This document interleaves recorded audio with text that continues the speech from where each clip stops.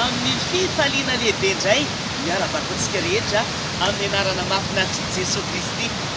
Mianatra momba ny Jesoa indray tsika androany. Iza moa io Jesoa io e? Ny Jaona toko fahavalo andininy faharoa ambin'ny folo dia Jesoa nanambara indray hoe iza moa Jesoa. Moa Jesoa tamin'ny olona hoe izao ny fahazavaan'izao tontolo izao izay manaraka tsy mba handeha amin'ny maizina fa anana fahazavana aina. Aveko aminao ilay tenin'Andriamanitra ho Jesoa manao hoe izao ny fahazavaan'izao tontolo izao izay manaraka tsy mba handeha amin'ny maizina fa anana fahazavana aina. Inona moa no tiany Jesoa tenenina amin'izany? Tia Jesoa tenenina amin'izany dia Jesoa mazava. Izy ilay fahazavaan'izao tontolo izao. Zany fahazavana izany mantsy tena ilayntsika isan'andro isan'andro. Iza moa tsy mila mazava isan'andro isan'andro fa rehefa misy mazava dia afaka manao zavatra be dia be tsika rehetrarehetra. Ny ankizy izao afaka milalao rehefa mazava ny andro, afaka mianatra rehefa mazava ny andro. Rehefa mazava dia mahita lalana. Tena ilayntsika ny mazava amin'ny fiainantsika isan'andro isan'andro. Dia Jesosy miteny manao hoe izy ilay fahazavaan'izao tontolo izao. Fa za koa tena faly be milaza amintsika androany. Iza daholo izao tsika mpanaradia an'i Jesosy. Iza ilay nampiditra an'i Jesosy am-po? Reny olona rehetrarehetra reny izay mitondra an'i Jesosy anatiny dia mitondra hazavana ihany koa. Izany hoe mitondra mazava zany izy isan'andro isan'andro. Dia mahafinaritra be satria ilay fahazavana mihitsy lasa mipetraka ao anatsika.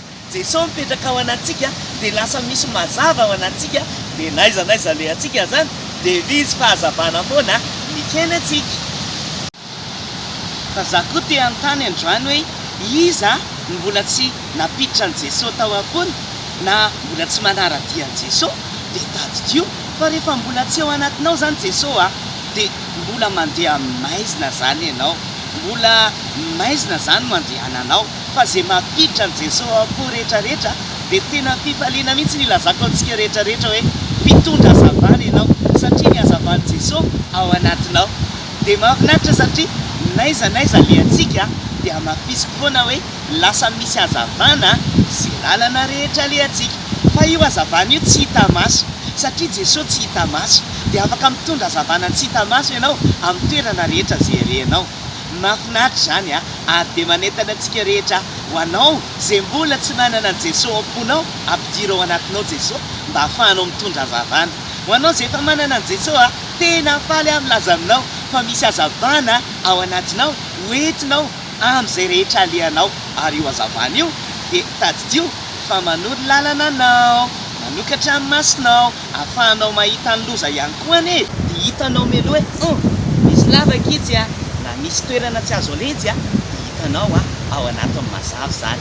Dia tsara be mihitsy satria ilay mazava mihitsy no ao anatin'ny fonao dia hiaro anao amin'ny loza sy ny ratsy rehetra ary ahafahanao mahita mialoha hoe ity tokony atao, ity tsy tokony atao. Eny ary inao fa nafinaritra antsika mianatra ny tenin'Andriamanitra indray androany. Tadidio ny tenin'Andriamanitra ao amin'ny Jaona toko fahavalo andininy faharoa ambin'ny folo manao hoe izao ny fahazavaan'izao tontolo izao hoy Jesosy izay manaraka tsy mandeha amin'ny maizina fa anana fahazavana aina. Tahiny Jesosy daholo tsika rehetra mpitondra hazavana. Tadidio fa mpitondra hazavana ianao zay manana an'i Jesosy dia ao anatinao ny hazavana. Tahin'Andriamanitra daholo.